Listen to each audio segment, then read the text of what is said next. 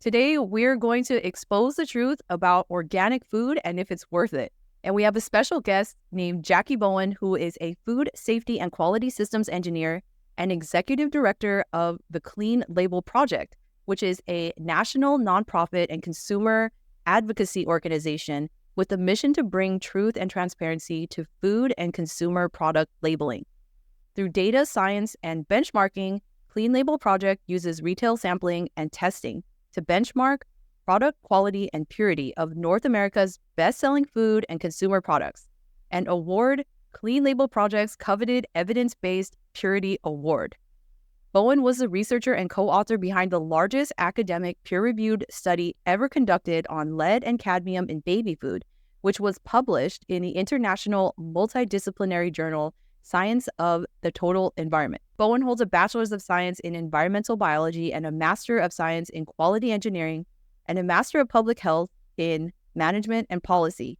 Thank you so much for being here today, Jackie, and welcome. Oh, it is my pleasure. Thank you for having me. That was such a mouthful, but I would say more than anything, my most important job in the world is that of a mom. I love that. Same here, and I couldn't agree more with you, and I think it's so important for everyone to understand and have a better informed decision-making process, especially when it comes to products that we buy for our kids. So I'd love to know from your background and expertise, could you tell us what exactly organic food is? The National Organic Program is actually a federal regulation.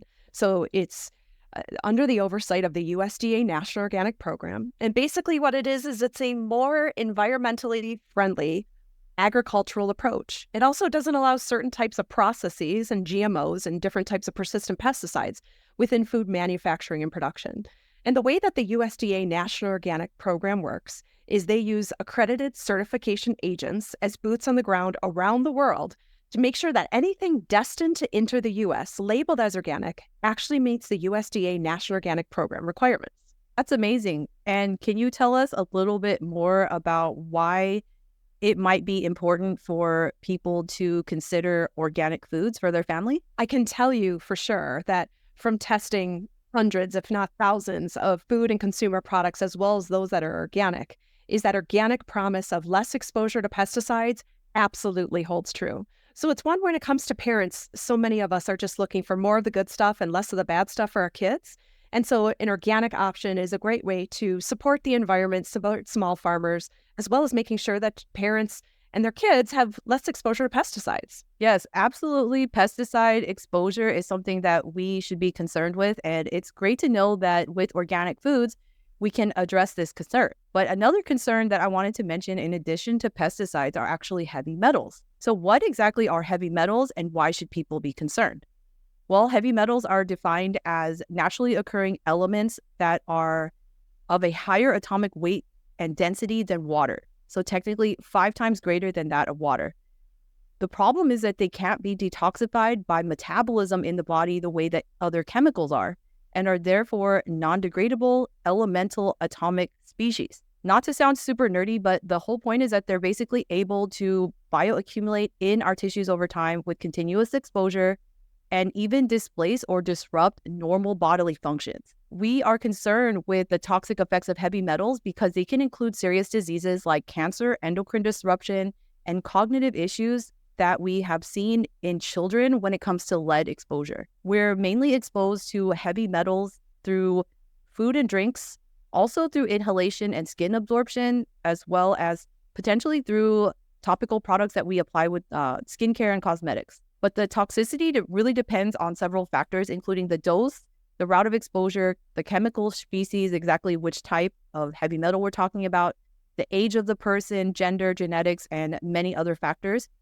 But the main heavy metals that we're concerned about, especially when it comes to foods, are arsenic, cadmium, chromium, lead, and mercury. So Jackie, I would love to know from your perspective, where do heavy metals usually come from? Is it from the manufacturing process? It's a great question. So here's the thing. When you're talking about heavy metals, the reality is that heavy metals are naturally occurring in the Earth's crust. So think back to that periodic table of elements in grade school, just as you described. Arsenic, cadmium, lead, mercury, and chromium, like you described, is right up there next to oxygen and hydrogen, the components of drinking water.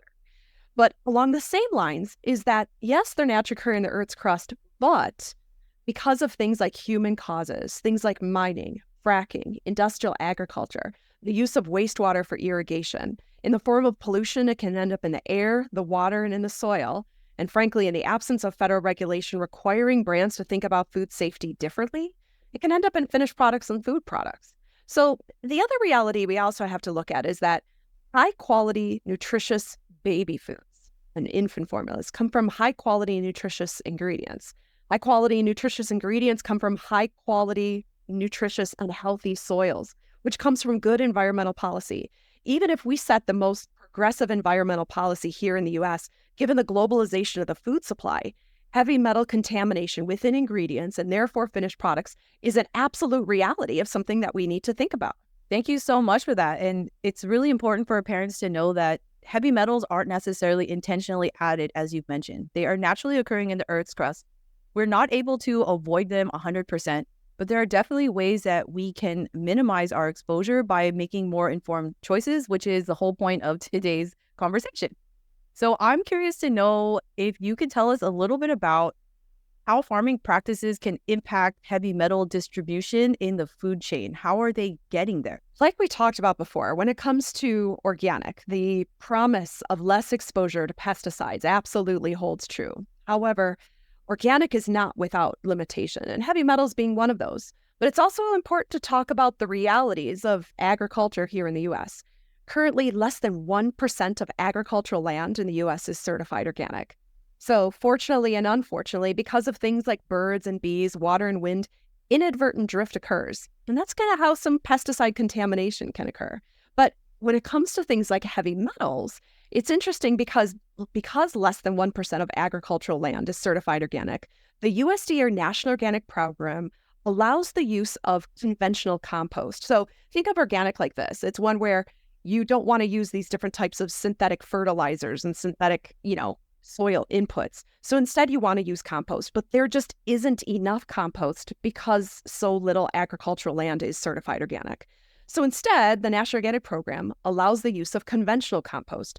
So where does conventional compost come from? Well, the unfortunate reality is oftentimes it comes from confined industrial or animal farming operations. So high density areas where they can raise cows, chickens, those types of things. And frequently what you see is that compost can come from conventional chicken litter facilities. So you have this beautiful or certified organic soil, but then we will take conventional kind of chicken litter. So think poop and feathers, and then we take it as a form of compost in order to provide those inputs and those important minerals and vitamins to the soil. But along with it also comes some of these different types of heavy metals and things that are used as inputs within confined farming animal operations.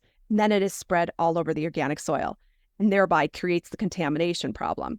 The reality is when it comes to organic, the thing is we don't want to allow for the issue. We don't want to permit these synthetic inputs, but at the same time, having to rely on conventional compost is not an ideal substitute either. So doesn't that seem a little bit counterintuitive? And I'm sure a lot of the viewers will be really surprised to hear that this is actually allowed within the National Organic Program regulations. The thing that's important, I think, to put into perspective is that when it comes to organic, when it comes to just baby food options, there are options. It's not one where all organic products have this problem. It's just something that within the industry, you have to be cognizant of. It's one where depending on where you're getting your compost sources, it may be something that exposes a certain farm or certain soils to elevated amounts of arsenic, for example. But it doesn't have to be the case for all organic. So along those lines, it's one where if exposure to heavy metals is something that's kind of concerning to you, your family, your little ones, then it's one where organic is a great option,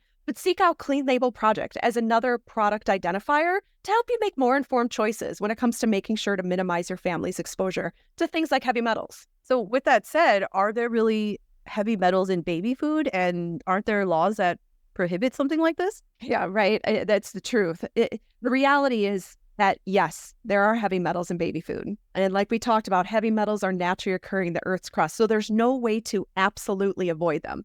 Not to mention, it's also one where we also don't want to be feeding our kids completely synthetic ingredients, water, not having the nutritional density and all the vitamins and minerals they need to grow and thrive. However, what we can do from an industry perspective, is from a food safety perspective, is we can make sure that we have products that are both nutritious as well as that we're cognizant of the effect of, industrial environmental contaminants and how we can source ingredients differently from cleaner soils, as well as personally making sure that we make those commitments to kind of agricultural methodologies that don't utilize these types of, harsh pesticides. Now, going back to the fact of talking about regulations is you're right. The reality when it comes to food safety regulatory fabric in America, it's largely focused on microbial and pathogen contaminants. Things like E. coli, Salmonella, Listeria, things that can contribute to vomiting, diarrhea, or worse within 24 to 72 hours. But what we know is that consumers are increasingly concerned about the food they eat, the consumer products they use are linked to long-term chronic disease, things like cancer and infertility. And the good news is that there are regulations in process today that are actually trying to minimize things like heavy metals, especially in products that are marketed towards vulnerable populations. For example, you have AB 899, where I know, Dr. Yvonne, you covered that extensively last week when it first came out. And that's one that will require mandatory heavy metal testing effective January 1, 2024, and mandatory heavy metal disclosure beginning January 1st, 2025. And those are for baby food products. The other reality is that there were other regulations like the Closer to Zero program on behalf of the FDA, as well as the Baby Food Safety Act of 2021, which was introduced to have, from a federal perspective, maximum levels of heavy metals in baby food. So the good news is that there's kind of some regulatory policy development on the horizon, but to date, it's one where the nearest one is going to be AB 899 as a step in the first direction of really establishing maximum thresholds when it comes to heavy metals. That's so great to hear and so reassuring, especially as parents, knowing that there's actually government action taking place to help us protect our families. But at the moment, correct me if I'm wrong, there aren't any requirements at the very moment for heavy metal testing in organic products. Is that true? That's correct. Is the organic promise and less exposure, absolutely with organic. But when it comes to heavy metals, it's outside the scope. The heavy metal issue is a global food safety issue. It's not isolated to organic.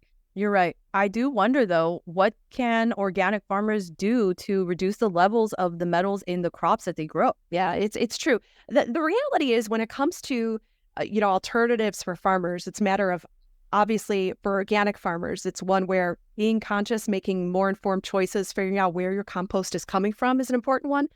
There's different types of organizations like, for example, OMRI, that has Organic Materials Review Institute, that does a great job of providing consumers as well as farmers alternatives to different types of soil inputs that they can use.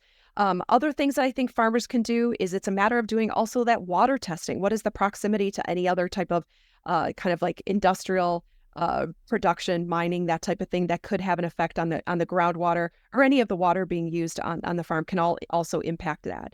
The other reality is we have to talk about just in general how the way, kind of plant absorption of heavy metals works. It's just there are certain plants that are just inherently better at sucking up heavy metals, just like how there's certain vegetables that are better at sucking up certain types of vitamins and minerals. The same holds true when it comes to heavy metals. For example, when you're talking about things like rice is really good at sucking up arsenic. Another one would be hemp. Hemp is a natural bioaccumulator. In fact, military installations plant hemp in order to suck up heavy metals from the soil. You have other ones like root crops that can also, given their proximity just to the dirt, also suck up heavy metals. So it's a matter of doing your due diligence on that soil, on the water, and trying to minimize as much as possible that heavy metal introduction. So it's really great to hear that there are many things that farmers can do. And I know that a lot of farmers may not even realize some of this. So this is really helpful, I think, not only for industrial farmers, but for even home growers such as myself, to make sure that I'm using clean water and using the right soil and so on and so forth, so that I'm not reintroducing some of these toxic elements back into my own homegrown food, which I spend so much time and energy cultivating. So that's really useful to know. But absolutely. I'm wondering, what is your opinion on this? Does it mean that we shouldn't buy organic products at all? I would say overall, absolutely not. I think organic is a great option to reduce your and your family's exposure to pesticides. The reality is that organic is not without its limitations, and that's okay. The thing is, if you're concerned about things like heavy metals, there are brands out there that are proactively thinking about food safety differently. The way they go about sourcing ingredients, the way they go about manufacturing is also being cognizant of the risk of heavy metals that go along with certain types of ingredients. And the great news is that there are products that are Clean Label Project certified and organic certified. So if both of those are priorities, there's plenty of options. That's also awesome to know that there's organizations out there that are taking product safety, food safety to the next level and actually conducting analytical testing so that we can know the levels, relative levels of these heavy metals, because as you know, dose is extremely important when it comes to heavy metal toxicity. So what do you think parents should do if they want to buy products that have been tested for these metals and found to be cleaner than other options? What do you recommend parents do? Clean Label Project certified brands and products are such a great option. You can check us out at cleanlabelproject.org. And it gives you just a lot of not only infant formula, baby foods, different types of snack products, all with brands that are voluntarily thinking about food safety differently in the absence of federal regulations that require them to do so. And it's one where for us at Clean Label Project, it doesn't take a formal act of Congress or any type of legislative decision in order to kind of recognize that, talking about food toxicity, talking about soil quality is the future of food. This is something that's important, especially when we're talking about food marketed towards vulnerable populations. The World Health Organization says that the first 1,000 days of life are critically important to long-term health and wellness. And it's that window of opportunity for optimal brain and immune system development. So it just seems one where, especially within the category of baby food and infant formula and snacks for little kids, because it's not like we're going to stop caring after they turn 2. It's just a matter of making sure that as parents, we can make more informed choices. I love that because we know that as our kids get older, we still want them to have clean foods. Like you said, life doesn't end after the first 1,000 days that you've mentioned, right? Kids still need to grow and develop. And in fact, our brains are still growing well past our teenage years. And we want to have strong brains and bodies so that we can just go out into the world and accomplish all of our goals. So I really love the mission and what the Clean Label Project is setting out to do, because we really need this next level of, I want to say, transparency within the food industry, just given the fact that a lot of consumers don't necessarily understand how foods are regulated, how farm agricultural products are regulated. And so it's really helpful to know that we can just pull up, let's say, an analytical test report and have a look and see which substances were tested for. And hopefully we see all green passing, right? Isn't that what we see with the Purity Award? And the thing is, it's like, and I really appreciate your approach too. It's really this kind of like fact over fear and talking about the realities of heavy metals. I mean, the truth of the matter is, like we talked about, heavy metals are naturally occurring in the Earth's crust. But the thing is that we don't want products that are water. We don't want products that are synthetic. We want products that are nutrient dense and can satiate babies so they're nice and full with all the really important vitamins and minerals that they need to grow and thrive. But at the same time, we don't want that at the expense of heavy metals. And that's where I think Clean Label Project is important, because it's a matter of, and Clean Label Project certified brands, because it really is that nutritional density that especially that babies need, but it's also one of being mindful of things like heavy metals. So when it comes to Clean Label Project Purity Award, that's really what it's about. It's a matter of, brands that are thinking of it, looking at their ingredient lineup, talking to their suppliers, doing the necessary proactive testing to make sure that those very best ingredients that are ones that are used in Clean Label Project Purity Award-winning brands and products. I'm so thankful that I found the Clean Label Project, and I myself have referenced it several times when I'm out and about shopping for food for my family. It's so important to know that the Clean Label Project isn't just testing for heavy metals. There's really a next level of testing because it includes plasticizer chemicals, other types of industrial solvents and contaminants of concern, which is clearly very important to protect our children from. So as much as I can, whenever I'm out and about shopping, I will pull up the Clean Label Project website, especially if my children are with me and they're wanting a snack and I didn't plan ahead. I didn't bring anything with me. Well, guess what? I have this list of foods that I know that is Clean Label Project Purity Award receiving, and I feel confident giving it to my kids. I feel comfortable because sometimes they can get picky. They don't want to just eat the apple or, the blueberries. Maybe they want that pouch, whatever it is. I feel comfortable and confident giving them those foods, knowing that they have been properly vetted and tested to such a degree that I would want, not only as a toxicologist, but as a mom, and knowing that I'm supporting these companies who are really taking food safety, human and environmental health seriously, because that's what I'm on a mission to do, is really highlight and promote the brands that are doing it well, that are excelling in this space. Because simply put, our environment is polluted. Now, heavy metals are there, but like you said, Jackie, if we can give our kids nutrient-dense foods, the overall benefit is so much greater than the risk of heavy metals. And knowing that the Clean Label Project Purity Award receiving foods have been tested already for these, knowing that they are low enough, that they are not a health concern, that is huge when it comes to peace of mind for parents. Because as you know, we have so much on our plates. We don't have time to be nitpicking every single little thing all the time. And just knowing that there are groups out there that do care, and companies out there that do care, and they're really doing right by consumers, is so comforting, and it's amazing to have. So thank you for the work that you do. Well, I appreciate the work that you do, Dr. Yvonne. We're just getting this important information to the hands of parents that need it the most, and caregivers. I mean, so much of what you describe around industrial environmental contaminants is, the reality is that they're not just getting this exposure through food. It's also one through air, through water, just going through life. We're going to have these exposures. And we've got to be cognizant of it. But it's also one where the human body is conditioned to be able to deal with this. And it doesn't mean that we just need to make sure that we just, don't care about it. There are things we can do to minimize our exposure. And especially when it comes to kids, it's really important, just because, their bodies are so little. And then, like you said, it's a matter of, when it comes to things like lead and the exposure on the brain, when it comes to things like plasticizers, BPA, BPS, phthalates, which have no links to endocrine disruption and infertility. It's one where just because it's not in federal law doesn't mean that brands can't think of it differently. And that's okay. It's just a matter of recognizing as parents, it's a matter of making more informed choices, especially where you're able to. I love that, because we don't necessarily have the ability to be zero exposure, right? To have no risk at all. There is just a balancing act between risk and benefit that we all need to deal with day in and day out. And some of us might be more sensitive than others.